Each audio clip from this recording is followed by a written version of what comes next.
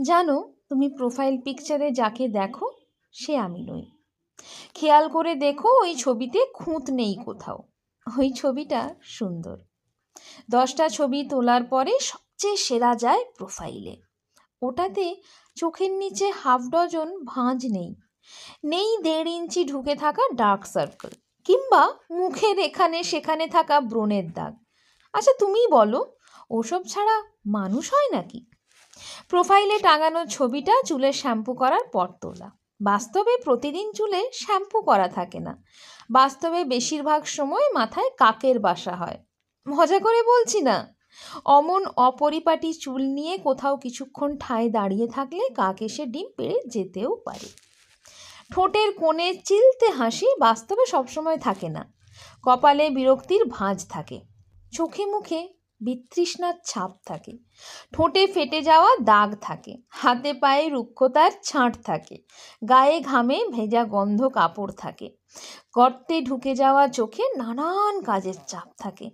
থাকে সেই অপ্রাপ্তির গল্পটা, যেটা তুমি প্রোফাইল পিকচারে ধরতেই পারো না। বিশ্বাস করো, প্রোফাইলের হাসি খুশি মানুষটাকে বাস্তবে দেখলে তুমি ভয়ও পেয়ে যেতে পারো। মনে হতে পারে যুদ্ধ কবলিত কোনো এলাকা থেকে আগত কেউ একজন। মনে হতে পারে দুর্ভিক্ষ কবলিত এলাকায় জীবন মৃত্যুর মুখোমুখি দাঁড়ানো কেউ একজন। মনে হতে পারে যাকে তুমি দেখছো সে নয়, অন্য কেউ। প্রোফাইল পিকচার এমন এক মিথ্যে কথা যা আমরা সবাই বলি। কেন বলি? নিজের জন্য বলি। জীবনে জাঁতাকলে পিষ্ট প্রত্যেকটা মানুষ একটু সময়ের জন্য হলেও নিজেকে সুখী সুন্দর দেখতে চায়। সুখী সুন্দর মুখ দেখতে সবার ভালো লাগে। মনোবিজ্ঞানীরা বলেন, সুন্দর জামা কাপড় পরে থাকলে মানুষের আত্মবিশ্বাস বাড়ে, মনও ভালো থাকে। আমরা সবাই নিজেদের মন ভালো রাখতে চাই, মিথ্যে করে হলেও চাই।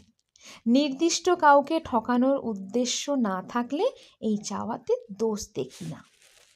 তুমি যেন আবার ওই ছবি দেখে আমাকে বিচার করো না। ওই ছবিতে আমাকে যতটা সুন্দর দেখায়, বাস্তবে আমি তার ধারে কাছেও নই। ওই ছবি দেখে ক্রাশ পর্যন্ত ঠিক আছে। ভুলেও ছবি দেখে আমাকে আবার ভালোবেসে ফেলো না। ফেঁসে যাবে, একদম ফেঁসে যাবে।